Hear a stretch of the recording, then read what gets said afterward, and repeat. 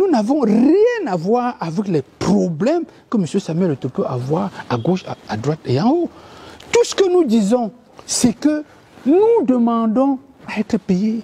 C'est tout.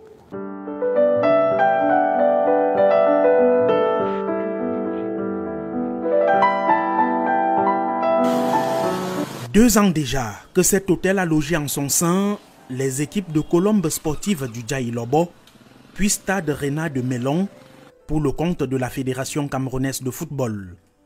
La facture n'est toujours pas réglée. La FECAFOOT nous devait environ 14 millions de francs. La FECAFOOT a payé 1 500 000 par virement direct, 700 000 en espèces sonnant et trébuchant le 20-03-2022. Il restait environ 12 millions et poussières que nous réclamons aujourd'hui.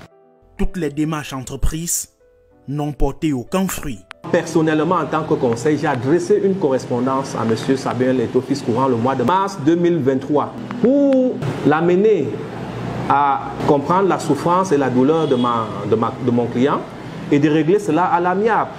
Il n'y a pas eu de suite.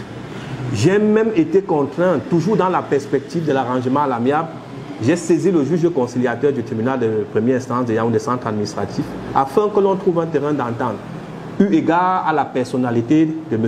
Samuel Eto'o Fils, une icône nationale, que nous ne pouvons pas froisser n'importe comment.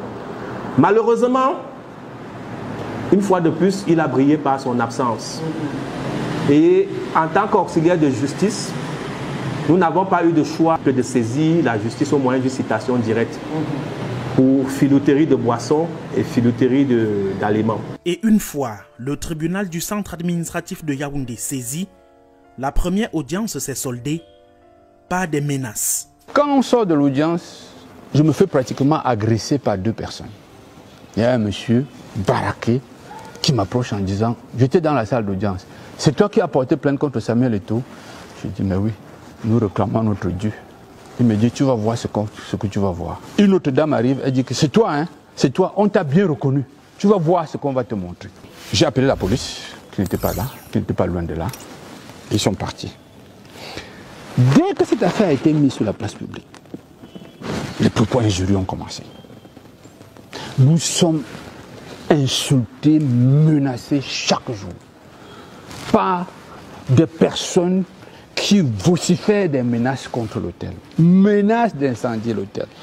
Première conséquence, activité de l'établissement au ralenti, faute de moyens et un employé démissionnaire.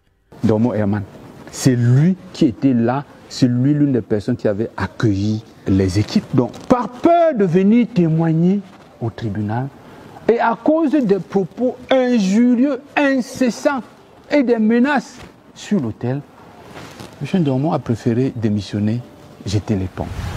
À l'introduction de la citation directe, le Conseil constate pour le regretter des signes de partialité du tribunal.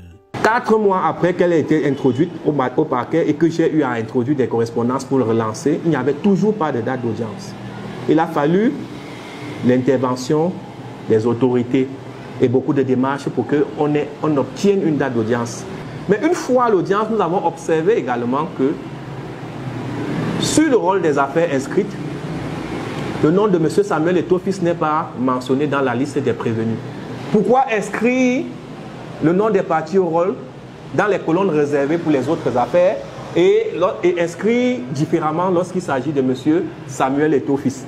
Vous voyez, lorsqu'on fait le lien, la jonction entre l'enrôlement difficile de ce dossier et la volonté affichée de ne pas avoir inscrit le nom de M. Samuel Eto'o Fils dans la liste des prévenus, parce que c'est ce qu'il est, on comprend que l'administration de la justice n'est plus impartiale. Si nous n'avons pas pu obtenir des éléments allant dans ce sens, d'autres promoteurs d'hôtels réclameraient eux aussi à la FECAFOOT des factures impayées. Je me suis rendu compte que nous étions très nombreux. Beaucoup d'hôteliers réclamaient des paiements. Il y a eu aussi des restaurateurs qui sont arrivés et qui ont dit qu'eux aussi, ils étaient dans la même situation. Moi, j'ai suggéré que nous fassions une plainte collective. Une suggestion qui n'a jamais abouti. On leur a dit, ça ne sert à rien. les dés sont pipés, il a tous les magistrats à sa solde, vous n'irez jamais nulle part parce que vous ne gagnerez jamais et vous allez perdre à la fois l'argent que vous lui réclamez parce que le tribunal va donner un verdict. Entre menaces et factures impayées, l'enseignant d'université, homme d'affaires et promoteur de clubs de football se dissocie par contre de toute campagne visant à déstabiliser Samuel Eto'o-fils.